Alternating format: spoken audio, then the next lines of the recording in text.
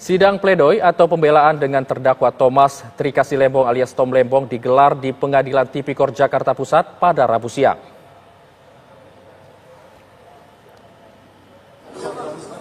Sidang dipimpin oleh Ketua Majelis Hakim Denny Arsan Fatrika bersama dua hakim anggotanya yakni Purwanto Abdullah dan Alvis Setiawan. Pledoi atau nota pembelaan dibacakan sebagai tanggapan atas tuntutan jaksa penuntut umum yang sebelumnya menuntut Tom Lembong dengan hukuman 7 tahun penjara dan denda 750 juta rupiah subsidiar 6 bulan kurungan. Dalam dakwaannya, jaksa menyebut Tom menyetujui impor gula tanpa melalui rapat koordinasi antar kementerian yang diduga merugikan keuangan negara hingga mencapai 578,1 miliar rupiah. Kuasa hukum Tom Lembong menilai bahwa tuntutan jaksa mengabaikan fakta-fakta persidangan dan tuntutan jaksa dinilai tidak terbukti. Kuasa hukum berharap majelis hakim mempertimbangkan fakta-fakta yang terungkap di persidangan untuk dapat mengambil keputusan.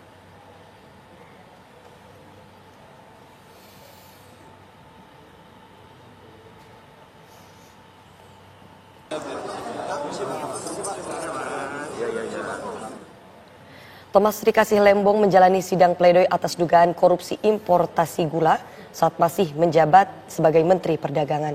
Pada sidang yang ke-20 ini, Tom Lembong berharap agar majelis hakim bisa memutuskan dengan objektif dan juga adil demi kepastian hukum.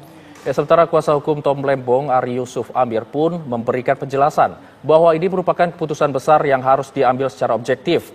Pasalnya, banyak poin tuntutan yang dikeluarkan dan dirasa kurang relevan bisa jadi sorotan, bahkan kemungkinan bisa menjauhkan investor karena adanya ketidakpastian hukum.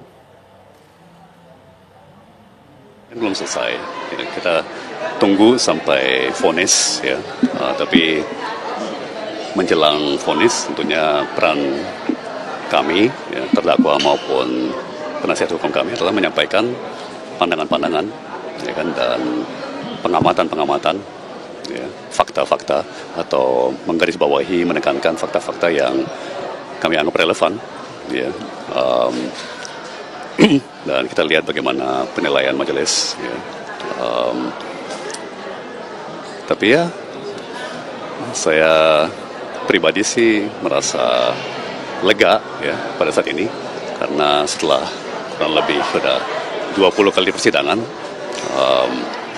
seperti saya sampaikan sebelumnya waktu saya diperiksa sebagai terdakwa, ya, saya juga manusia kan, saya juga pernah ragu, ini jangan-jangan ada sesuatu yang salah, ya, jangan-jangan memang ada sesuatu yang keliru ya, dari sisi saya saat itu. Ya.